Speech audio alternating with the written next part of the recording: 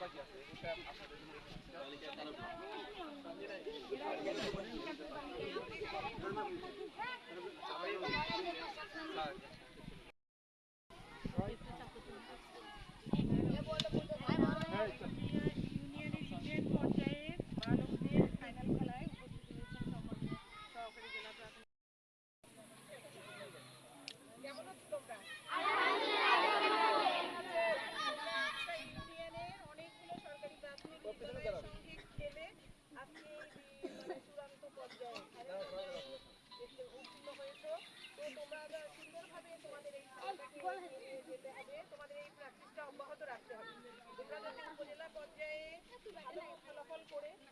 পর্যায়ে অংশগ্রহণ করতে পারো।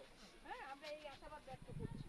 তো তোমরা সুন্দরভাবে খেলাধুলা করবে, সাথে সাথে আমাদের যে এই খেলার যিনি যার তত্ত্বাবধানে এবং ঐকান্তিক প্রচেষ্টায় আমরা এই খেলা আয়োজন করতে সক্ষম হয়েছি, আমাদের মুজিবুর রহমান, তা সেই সম্পর্কে তোমাদের জানতে হবে। তোমরা জানো উনি কোথায় জন্মগ্রহণ করেছেন, কত সালে জন্মগ্রহণ করেছেন? কোথায়? বলো।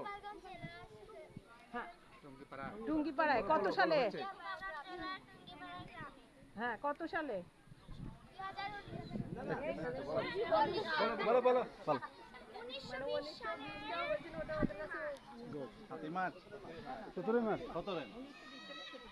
ঠিক আছে, ধন্যবাদ।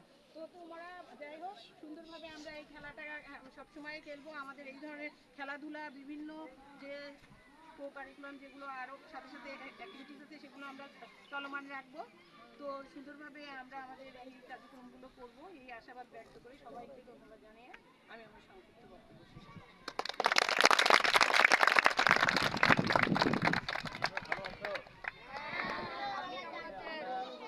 খেলাটা কিন্তু অনেক দিন ধরে খেলছি, জানো তো, তাই না? প্রতি বছর কিন্তু আমরা এই বঙ্গবন্ধু খেলাটা খেলছি।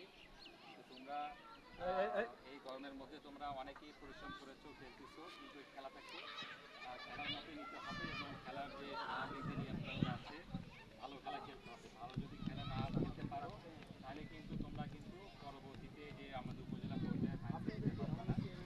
তোমরা সুন্দর খেলা উপহার দেবে, দুইটা দলে হার জিত থাকবে, তারপরেও একটা খেলার মাঠে এভাবে তোমরা খেলবে। যে খেলা যে আমরা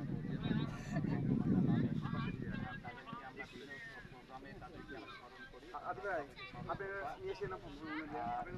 ভাষা তো মেয়েরা খেলছে, মেয়েরা কিন্তু অনেক ধরে খেলতেছে, অনেক প্লেয়ারে কিন্তু মেয়েরা এখন বাংলাদেশের ফুটবলার ফেমাস হয়েছে আমাদের মাধ্যমে কিন্তু খেলাধুলার কারণে।